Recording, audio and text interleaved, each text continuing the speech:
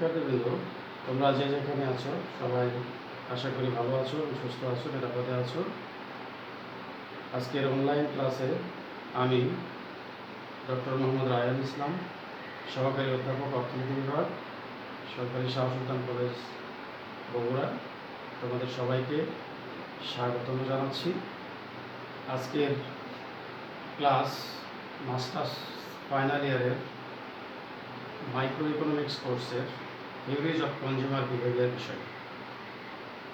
আশা করি তোমার মনোযোগ দিয়ে সবাই শুনবা এবং দেখবা, তাহলে হয়তো তোমাদের কাজে লাগবে। তো আজকে আলোচনার পরে, ক্লাসের পরে আমরা যে লার্নিং আউটকাম পাবো সেগুলোর মধ্যে আছে হু ইজ কনজিউমার, মানে ভোক্তা কে, কাকে আমরা ভোক্তা বলবো সেই বিষয়ে আলোচনা থাকবে। হোয়াট ইজ কনজিউমার বিহেভিয়ার, ভোক্তার আচরণ বলতে আমরা কি বুঝি। তারপরে অ্যাক্সিওমস অফ কনজিউমার বিহেভিয়ার, ভোক্তার আচরণের ক্ষেত্রে কতগুলো বিষয় আমরা স্বতঃসিদ্ধভাবে ধরে নিই, সেই বিষয়গুলো নিয়ে আমরা এখানে আলোকপাত করব। হোয়াট ইজ ইউটিলিটি ফাংশন, উপযোগ অপেক্ষক বলতে আমরা কি বুঝি, সেই বিষয়টা নিয়ে আমরা এখানে আলোচনা করব। What is direct and indirect utility function, প্রত্যক্ষ এবং পরোক্ষ উপযোগ বলতে আমরা কি বুঝি, সেই বিষয়গুলো নিয়ে আলোচনা করব। Difference between direct and indirect utility function, প্রত্যক্ষ এবং পরোক্ষ উপযোগের মধ্যে পার্থক্য কী, উপযোগ অপেক্ষকের মধ্যে পার্থক্য কী, সেই বিষয়গুলো নিয়ে আলোচনা করব। এবং ফাইনালি আমরা এই ভোক্তার আচরণ বিষয়ে থিওরিজ অফ দ্য স্লাটস্কি থিওরি বা স্লাটস্কি তত্ত্ব নিয়ে আমরা আলোচনা করব।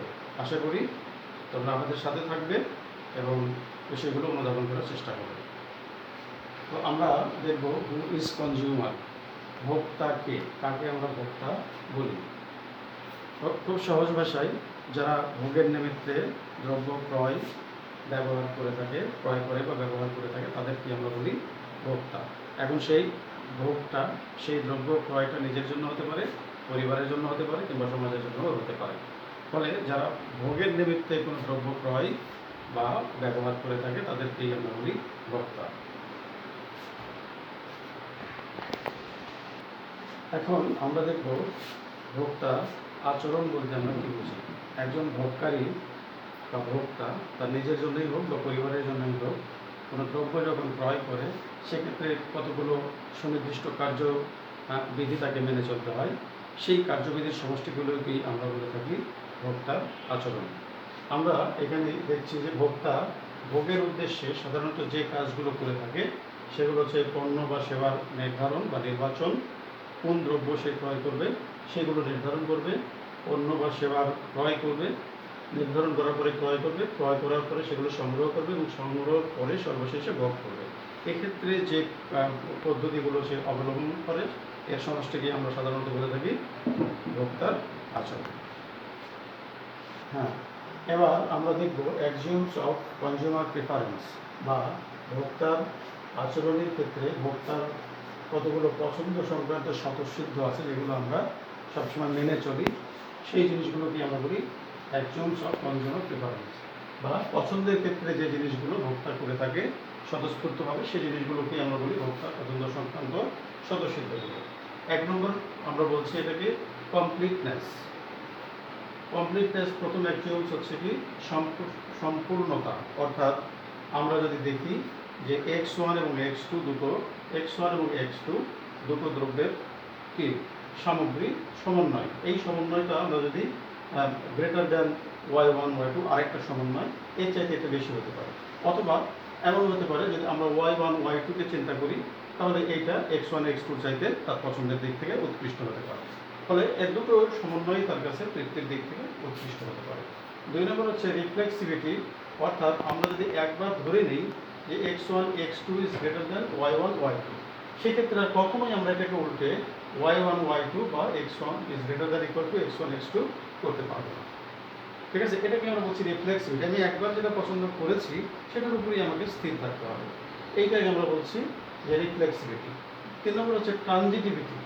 আবার এরকম আছে যে আমরা যদি মনে করি যে A বি এবং সি তিনটা দ্রব্য সমন্বয়ে আমরা চিন্তা করি, এ যদি বি এর চাইতে বেশি হয়, বেশি তৃপ্তিদায়ক হয়, আবার বি যদি সি এর চাইতেও বেশি তৃপ্তিদায়ক হয়, তাহলে আমরা এটাকে ফাইনালি লিখতে পারি এ ইজ গ্রেটার দ্যান সি। এটাকে আমরা বলছি অবস্থান্তরতা বা ট্রানজিটিভিটি। আরেকটা বিষয় আছে নন স্যাচুরেশন, অতৃপ্তির স্বতঃসিদ্ধ। অর্থাৎ কোনো দ্রব্য বা তার সমন্বয়ে যখন ভোক্তা ভোগ করবে, তখন তার কাছে তৃপ্তির ক্ষেত্রে সব ক্ষেত্রে সমান তৃপ্তি নাও হতে পারে। অর্থাৎ এই y1 y2 নিলে যে সে x1 x2 সাথে বেশি তৃপ্তি পাবে এমনটা সবসময় নাও করতে পারে। এগুলোকেই আমরা বলছি এক্সিউমস অফ কনজিউমার প্রেফারেন্স বা ভোক্তার পছন্দ সংক্রান্ত স্বতঃসিদ্ধতা। তাহলে কয়টা স্বতঃসিদ্ধতা সিদ্ধ এখানে? আমাদের চারটা। একটা আমরা ধরে নিচ্ছি কি completeness, reflexivity, transitivity and non satiation. অতৃপ্তি, যে সবসময় একটা অতৃপ্তি এখানে কাজ মানে করতে পারে, কারণ সে যে নির্বাচনটা করেছে যে সমন্বয়টা সেটা তার কাছে সবসময় সমান তৃপ্তিদায়ক না হতে পারে। এবারে আমরা দেখব যে উপযোগ অপেক্ষক বলতে আমরা কি বুঝি, হোয়াট ইজ ইউটিলিটি ফাংশন। এখন এটা অনেক আগে থেকেই তোমরা জানো উপযোগ অপেক্ষকের ধারণাটা, কিন্তু এখন নতুন করে আমরা বিষয়টাকে আবার অবতারণা করাচ্ছি। ইউটিলিটি ফাংশন, তার আগে আমাদের জানা দরকার যে ফাংশন বলতে আমরা কী বুঝি। সাধারণত দুই বা ততোধিক চলকের মধ্যে পারস্পরিক যে ক্রিয়াগত সম্পর্ক, সেটারই গাণিতিক রূপকে আমরা বলি ফাংশন। এখন ইউটিলিটির ক্ষেত্রে আমরা দেখব যে ইউটিলিটি কী কী বিষয়ের উপরে নির্ভর করে, সেই বিষয়গুলোর সাথে ইউটিলিটির যে ক্রিয়াগত সম্পর্ক সেটাকে আমরা বলি উপযোগ অপেক্ষক। আমরা সাধারণত আমরা দেখি যে উপযোগ নির্ভর করে ভোগকৃত দ্রব্যের উপরে। অর্থাৎ একই সঙ্গে আমি একটা দ্রব্য ভোগ করতে পারি, একটা দ্রব্য ভোগ করতে পারি, এই দ্রব্যগুলো থেকে যে আমরা উপযোগ পাই সেটাকে আমরা বলি উপযোগ। উপযোগের সাথে সেইগুলোর সম্পর্ককেই আমরা বলি উপযোগ অপেক্ষক। আমরা এখানে দেখিয়েছি যে U equal to U of x1 x2 xn, এটা একটা উপযোগ অপেক্ষক। x1 একটা দ্রব্য, x2 একটা দ্রব্য, এরকমভাবে xn একটা দ্রব্য। এই সব ভোগকৃত দ্রব্য থেকে প্রাপ্ত উপযোগকে আমরা উপযোগ করি। সেটাকে আমরা যদি মোট উপযোগ হিসেবে দেখাই, তাহলে এগুলোকে আলাদা করে আমরা সামষ্টিকভাবে দেখাতে পারি U equal to summation U by X I. এখানে ইউ হচ্ছে টোটাল ইউটিলিটি, আর এক্স হচ্ছে কনজিউমড গুডস বা ভোগকৃত দ্রব্যের পরিমাণ বা দ্রব্য সংখ্যা বা দ্রব্যের একক। এইগুলো থেকে আমরা যে ভোগ যে পাই, যে অপেক্ষকটা পাচ্ছি, সেটাকে আমরা বলছি ইউটিলিটি ফাংশন বা উপযোগ অপেক্ষক। এখন এই ইউটিলিটি ফাংশনকে আমরা দুই ভাগে ভাগ করতে পারি মেজরলি। একটাকে আমরা বলছি ডাইরেক্ট ইউটিলিটি ফাংশন বা প্রত্যক্ষ উপযোগ, ডাইরেক্ট ইউটিলিটি ফাংশন বা প্রত্যক্ষ উপযোগ। আরেকটা হচ্ছে ইনডাইরেক্ট ইউটিলিটি ফাংশন বা পরোক্ষ উপযোগ। তাহলে একটা কি ডাইরেক্ট উপযোগ অপেক্ষক বা প্রত্যক্ষ উপযোগ অপেক্ষক, আরেকটা হচ্ছে পরোক্ষ উপযোগ অপেক্ষক। অর্থাৎ প্রত্যক্ষ উপযোগ হচ্ছে এমন একটা উপযোগ ফাংশন, এমন একটা উপযোগ অপেক্ষক যেখানে ভোগকৃত দ্রব্যের সাথে সরাসরি উপযোগের সম্পর্ক আমরা দেখাই। যে দ্রব্যগুলো আমরা ভোগ করছি সেই দ্রব্যগুলোর সাথে সরাসরি যে সম্পর্ক, ক্রিয়াগত সম্পর্ক, সেটাকে যখন আমরা উপস্থাপন করি সেইটার গাণিতিক রূপকে আমরা বলি ডাইরেক্ট ইউটিলিটি ফাংশন। যেমন U equal to function of Q1 Q2 Qn। এখানে Q1 একটা দ্রব্য, Q2 আর একটা দ্রব্য, Qn আর একটা দ্রব্য। হতে পারে Q1 মাছ, মাংস, ডিম, আলু ইত্যাদি, অথবা হতে পারে এটা একটা শিল্পজাত দ্রব্য, এটা একটা কৃষিজাত দ্রব্য, ওটা সেবা ইত্যাদি হতে পারে। যাই হোক, আমরা এখন বলছি যে যে দ্রব্যগুলো আমরা ভোগ করছি সেই দ্রব্যগুলোর ভোগের সমষ্টি বা ভোগের অপেক্ষককেই আমরা বলছি ডাইরেক্ট ইউটিলিটি ফাংশন বা প্রত্যক্ষ উপযোগ অপেক্ষক। আরেকটা হচ্ছে ইনডাইরেক্ট ইউটিলিটি ফাংশন বা পরোক্ষ উপযোগ অপেক্ষক। অনেক সময় ভোক্তা তার ব্যবহৃত দ্রব্যের চাইতে দ্রব্যের দামকেই প্রাধান্য দিয়ে থাকে, তার ইনকামকেই প্রাধান্য দিয়ে থাকে। সেক্ষেত্রে যে উপযোগটাকে আমরা পরিমাপ করি, মেজার করি, সেটাকেই আমরা বলছি ইনডাইরেক্ট ইউটিলিটি ফাংশন। এখন ধরা যায় যে আমরা যে দ্রব্য ভোগ করেছি সেই দ্রব্যটা আমাদের কাছে মুখ্য হচ্ছে সেই দ্রব্যের দামটা কীরকম বা কী অবস্থা, সেটাকে যদি আমরা বিবেচনা করি এবং সেক্ষেত্রে ভোক্তার আয়কে যদি আমরা বিবেচনায় নিয়ে আসি, তাহলে সেই অপেক্ষককে আমরা বলবো ইনডাইরেক্ট ইউটিলিটি ফাংশন। এখানে দেখা যাচ্ছে U equal to function of P1 P2 Pn, whereas P is the price of the consumed goods। অর্থাৎ যে দ্রব্যগুলো ভোগ করা হয়েছে সেই দ্রব্যগুলোর কি দাম, যেমন আমরা যদি Q1 চিন্তা করি, তার রেসপেক্টিভ দাম হচ্ছে P1, Q2 হলে তার রেসপেক্টিভ দাম P2, এরকমভাবে Pn। আর আরেকটা অংশ আমরা দেখছি, এটাকে আমরা বলছি M। M হচ্ছে income of the consumer, income of the consumer, ভোক্তার আয়। এই আয়ের উপরে যদি নির্ভরশীল হয় কোনো উপযোগ অপেক্ষকের, সেটাকে আমরা বলছি ইনডাইরেক্ট ইউটিলিটি ফাংশন। সো আমরা বলবো যে ডাইরেক্টলি যে দ্রব্য ভোগ করছি সেই ভোগ থেকে প্রাপ্ত উপযোগ, সেটা হতে পারে যেটাকে ডাইরেক্ট ইউটিলিটি ফাংশন। অন্যদিকে যদি ইনডাইরেক্ট ইউটিলিটি ফাংশনে চিন্তা করি, তাহলে সেই দ্রব্য ভোগের প্রেক্ষিতে যে দাম বা খরচ, সেইটার সাথে তার আয়ের যে উপযোগের সাথে আয় এবং দামের যে সম্পর্ক, সেই সম্পর্কের গ্রুপকে আমরা বলছি ইনডাইরেক্ট ইউটিলিটি ফাংশন। তো বোঝা গেছে? তাহলে ইনডাইরেক্ট ইউটিলিটি ফাংশন আর ডাইরেক্ট ইউটিলিটি ফাংশনের মধ্যে আমরা খুব সহজ পার্থক্য দেখি। একটা সরাসরি ভোক্তৃত দ্রব্য থেকে প্রাপ্ত উপযোগ হলো ডাইরেক্ট, আর উপযোগের ক্ষেত্রে আমরা যদি দ্রব্যের দাম এবং ভোক্তার আয়কে বিবেচনায় নিয়ে আসি, সেক্ষেত্রে আমরা যে অপেক্ষক পাবো সেটাকে আমরা বলি ইনডাইরেক্ট ইউটিলিটি ফাংশন। এখন আমরা দেখব এই ডাইরেক্ট ইউটিলিটি ফাংশন এবং ইনডাইরেক্ট ইউটিলিটি ফাংশনের মধ্যে বেসিক বা মৌলিক কিছু পার্থক্য আছে। সেই মৌলিক পার্থক্যগুলোকে আমরা দেখাবো যে প্রত্যক্ষ উপযোগ অপেক্ষক এবং পরোক্ষ উপযোগ অপেক্ষকের মধ্যে যে মৌলিক পার্থক্য, সেই পার্থক্যগুলোকে আমরা মোটামুটি কয়েকটা ইন্ডিকেটরস দিয়ে দেখানোর চেষ্টা করব। মৌলিক কিছু নির্ধারক দিয়ে আমরা দেখাতে পারি। প্রথম ক্ষেত্রে আমরা দেখব যে দুটো পার্থক্যের ক্ষেত্রে ভোগকৃত পণ্যের ক্ষেত্রে, অর্থাৎ যদি ডাইরেক্ট ইউটিলিটি ফাংশন হয়, সেক্ষেত্রে যে পণ্যগুলো সরাসরি ভোগ করা হয় সেইগুলোর প্রভাব বিস্তার করে সেই উপযোগ অপেক্ষককে, সেটাকে আমরা বলছি ডাইরেক্ট ইউটিলিটি ফাংশন। অন্যদিকে ইনডাইরেক্ট ইউটিলিটি ফাংশনে যে পণ্যগুলো ভোগ করা হয়, পণ্যগুলোর এখানে ডাইরেক্ট বা সরাসরি কোনো প্রভাব থাকে না, সে কারণেই সেটাকে আমরা বলছি পরোক্ষ উপযোগ অপেক্ষক। 2 নম্বরে আমরা দেখছি দাম এবং আয়। প্রত্যক্ষ উপযোগ অপেক্ষকে দাম, পণ্যের দাম, যে ভোগকৃত দ্রব্য সেই দ্রব্যের দাম এবং ভোক্তার আয়কে বিবেচনায় আনা হয় না। পক্ষান্তরে পরোক্ষ উপযোগে ভোক্তার আয়কে বিবেচনায় আনা হয়। অন্যদিকে আমরা অপেক্ষকগত পার্থক্যের ক্ষেত্রে আমরা দেখেছি যে এটা যদি DUF হয়, তাহলে আমরা দেখেছি U equal to function of Q1, Q2, Qn। আবার যদি এটা পরোক্ষ উপযোগ অপেক্ষক হয়, তাহলে U ইকুয়াল টু আমরা আবার দেখেছি এইটার পরিবর্তে দাম এবং আয়কে আমরা সরাসরি বিবেচনায় নিয়ে আসি।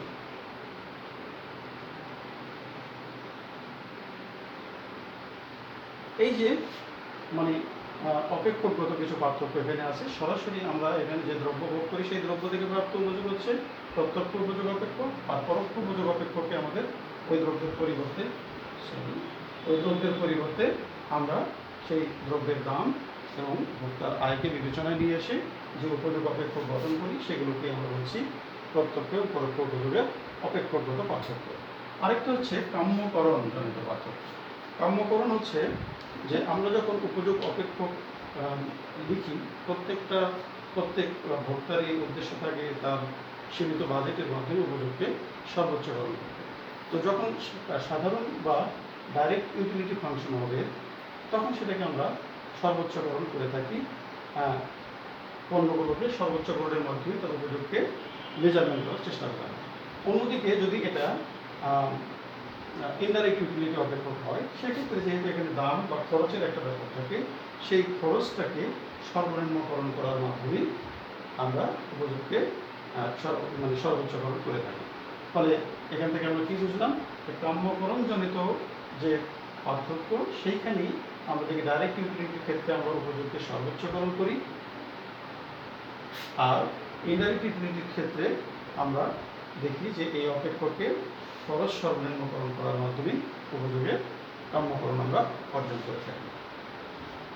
তাহলে বেসিক্যালি যে পার্থক্য আমরা দেখলাম, একটা হচ্ছে সরাসরি, আর সেক্ষেত্রে ভোগকৃত পণ্যের দাম, পণ্যই সরাসরি প্রভাবিত বিস্তার করে, আর এখানে পণ্য মুখ্য বিষয় নয়।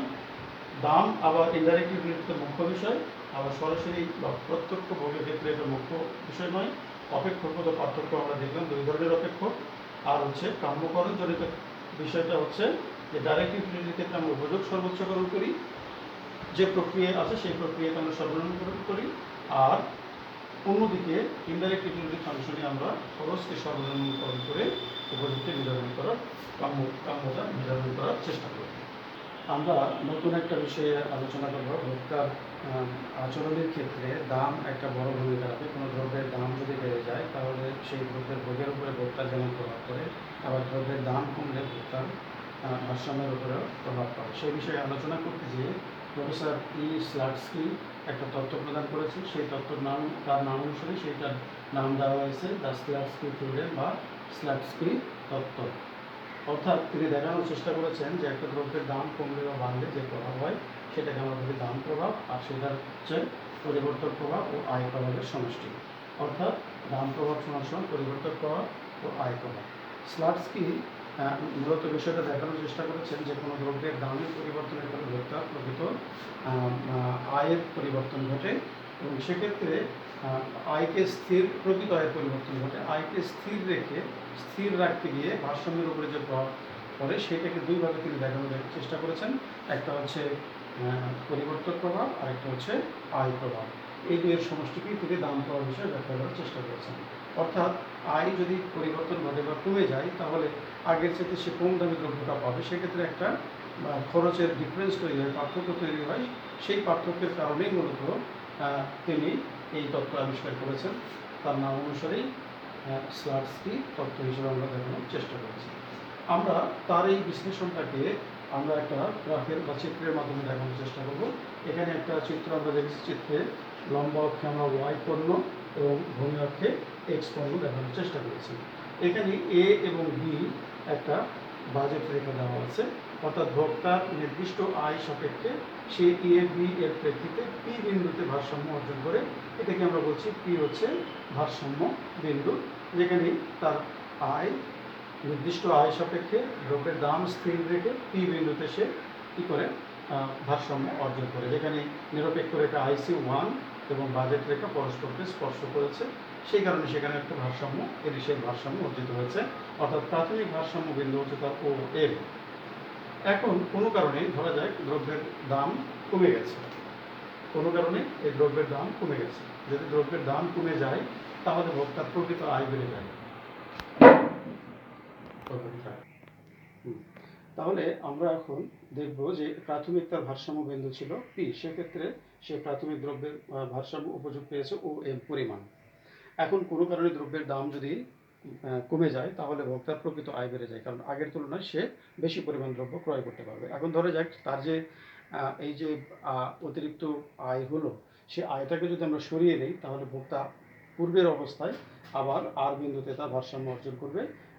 আর বিন্দুটা হচ্ছে এ বি ওয়ান রেখার প্যারালাল আরেকটা বাজেট রেখা, সেই বিন্দুতে সে ভারসাম্য অর্জন করছে। ধরা যাক আমরা তার আয়টাকে দেই নাই, সেক্ষেত্রে তার ওই অবস্থায় পরিবর্তিত অবস্থায় সে আর বিন্দুতে ভারসাম্য অর্জন করছে। সেখানে তার এই যে এম থেকে M1 আমরা বিন্দু পাচ্ছি, এটা হচ্ছে তার পরিবর্তন প্রভাব। আবার এখান থেকে যদি সেই আয়টা আবার তাকে ফিরিয়ে দেওয়া হয় তাহলে এই যে AB1 আরেকটা সম্প্রসারিত বাজেট রেখা, সেই বাজেট রেখার কিউ বিন্দুতে IC3-র সাথে এটা স্পর্শ হওয়ার কারণে এই কিউ বিন্দুতে তার নতুন ভারসাম্য অর্জিত হবে। এই নতুন ভারসাম্যটাকে আমরা বলছি আয় প্রভাব। অর্থাৎ যে আয়টা আমরা নিয়েছিলাম সেই আয়টা যদি আবার তাকে ফেরত দেওয়া হয় তাহলে সেটা উপরের বাজেট সম্প্রসারিত বাজেট রেখার IC3-তে ইন্ডিফারেন্স কার্ভ 3-তে স্পর্শ হওয়ার কারণে কিউ বিন্দুতে তার ভারসাম্য অর্জন হবে। এখন এখানে পি থেকে আর বিন্দুতে আমরা যে এসছি তার আয়টাকে তুলে নেওয়ার কারণে, প্রকৃত আয় তুলে নেওয়ার কারণে সেক্ষেত্রে এই যে প্রভাবটা হচ্ছে কমে যাচ্ছে, মানে নিচের দিকে আসছে, এখানেও তার একটা প্রভাব পড়ছে, সেটাকে আমরা বলছি পরিবর্তক প্রভাব। অন্যদিকে আর থেকে কিউ বিন্দুতে যখন আবার আয় ফেরত দেওয়া হচ্ছে তখন কিউ বিন্দুতে সে চলে যাচ্ছে, ভারসাম্যতা বেড়ে যাচ্ছে, সেটাকে আমরা বলছি আয় প্রভাব। তাহলে একটা হচ্ছে পরিবর্তক প্রভাব আর একটা হচ্ছে আয় প্রভাব। তার মানে এখান থেকে আমরা দেখি পি থেকে আর বিন্দুটা হচ্ছে পরিবর্তক প্রভাব আর আর থেকে কিউ বিন্দুটা হচ্ছে আয় প্রভাব। এখন এই যে পি থেকে কিউ বিন্দুতে আমরা একটা যদি রেখা কল্পনা করি, ড্যাশিং লাইন আমরা দেখিয়েছি, রেখা কল্পনা করি, সেটাকে আমরা বলি পিসিসি বা প্রাইস কনজাম্পশন কার্ভ। অন্যদিকে আর থেকে কিউ বিন্দুতে আমরা দেখেছি আরেকটা রেখা, যদি কাল্পনিক রেখা আমরা ড্র করি তাহলে সেটাকে আমরা বলছি আইসিসি বা ইনকাম কনজাম্পশন কার্ভ। এখন খুব সহজভাবে আমরা যেটা বলি সেটা হচ্ছে যে কোনো দ্রব্যের দাম যদি বেড়ে যায় তাহলে সেই দ্রব্যের ক্ষেত্রে দুটো প্রভাব আমরা স্পষ্ট দেখতে পাই যে তার ভারসাম্য পরিবর্তনের ক্ষেত্রে একটা হলো পরিবর্তক প্রভাব আর একটা হচ্ছে দাম প্রভাব। কেন? কেননা প্রকৃত প্রভাব তার প্রকৃত আয়টা তার এখান থেকে বেড়ে যায়, বেড়ে গেলে কি হবে, তার ভারসাম্য পরিমাণ বেড়ে যাবে। সেই বেড়ে যাওয়াটাকে আমরা দুইভাবে দেখাচ্ছি, একটা যদি আমরা সরে তার আয়টাকে যদি সরে নিই তাহলে সে পরিবর্তিত উপায়ে আর বিন্দুতে যাবে, আবার যদি সেই সেই আর আবার আয় যদি আমরা ফেরত দিয়ে দিই তাহলে সে আবার সম্প্রসারিত বাজেট রেখা AB1-এ চলে যাবে কিউ বিন্দুতে। ফলে সেক্ষেত্রে আমরা দেখছি আর থেকে কিউ আয় প্রভাব, আর পি থেকে কিউ এটা হলো দাম প্রভাব। এখন এখান থেকে আমরা স্পষ্ট করে বলতে পারি ও এম হচ্ছে আমাদের প্রাথমিক ভারসাম্য উপযোগ, M1 হচ্ছে এই ভারসাম্য উপযোগের M1 হচ্ছে পরিবর্তক প্রভাব, আর M1 M2 হচ্ছে আয় প্রভাব। সব মিলে OM2 সমান সমান হচ্ছে আমাদের দাম প্রভাব। এখন MM2 সমান আমরা যদি দাম প্রভাব চিন্তা করি তাহলে সেখানে MM1 হলো পরিবর্তক প্রভাব প্লাস M1 M2 হচ্ছে আয় প্রভাব। এই সব মিলে আমরা দেখি আয় প্রভাব সমান সমান দাম প্রভাব সমান সমান পরিবর্তক প্রভাব প্লাস আয় প্রভাব। প্রফেসর স্লাটস্কি মূলত এই বিষয়টাই দেখানোর চেষ্টা করেছে। পরবর্তী কোনো একটা ক্লাসে আমরা দেখাবো এখান থেকে আমরা এই স্লাটস্কির একটা সমীকরণ ম্যাথামেটিক্যালি আমরা এই বিষয়টাকে দেখানোর চেষ্টা করব। স্লাটস্কির সমীকরণটা আমরা কিভাবে পাই, সেখানে কিভাবে আমরা দাম প্রভাব সমান সমান আয় প্রভাব প্লাস পরিবর্তক প্রভাব প্লাস আয় প্রভাব আমরা দেখাতে পারি। তো সে পর্যন্ত তোমরা ভালো থাকো, আবার দেখা হবে। ধন্যবাদ সবাইকে।